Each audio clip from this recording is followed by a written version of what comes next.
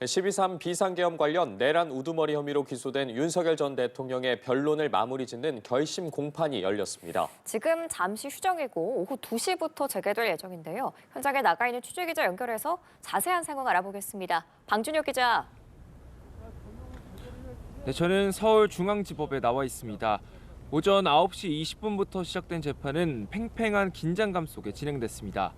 윤석열 전 대통령은 굳은 표정으로 모습을 드러냈고 김용현 전 국방장관과 조지호 전 경찰청장 등 피고인 8명 모두 출석했습니다. 재판 초반부터 특검과 변호인단은 재판 진행과 윤 전 대통령 호칭 등을 두고 거세게 충돌했습니다.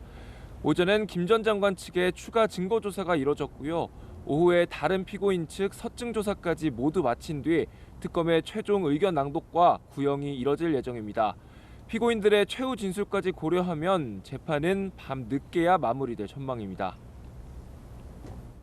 네, 가장 큰 관심은 역시나 윤 전 대통령에 대한 구형량인데 법정형 자체가 매우 무겁습니다.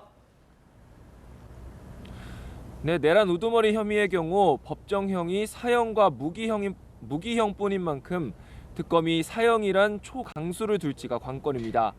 특검은 어제 6시간에 걸친 마라톤 회의를 거쳐 피고인별 역할에 따른 최종 구형량을 결정한 걸로 전해졌는데요.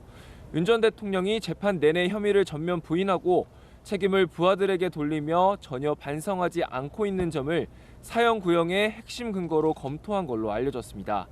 다만 우리나라가 사실상 사형을 집행하지 않는 실질적 사형 폐지국이란 점과 사형 구형이 불러올 사회적 파장을 고려해 무기징역을 선택했을 가능성도 배제할 수 없습니다.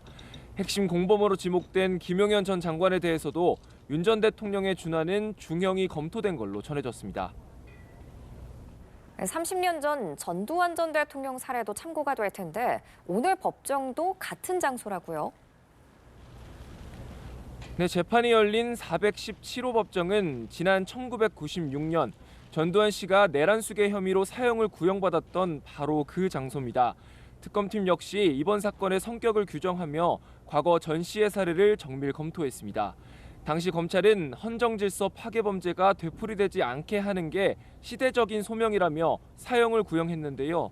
특검 측은 12.3 불법계엄이 우리 사회에 끼친 해악이 과거 신군부 사례에 못지 않다고 보고 있어 당시의 엄중한 논고가 오늘 다시 재현될지 주목됩니다.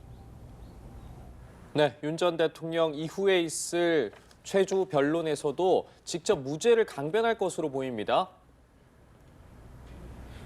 네, 윤 전 대통령은 오늘도 장문의 진술을 준비한 걸로 알려졌습니다.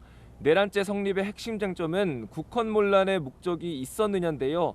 윤 전 대통령은 국회 마비 의도는 전혀 없었으며 야당의 입법 폭거로부터 국가를 지키려 했다는 기존 논리를 되풀이할 걸로 보입니다.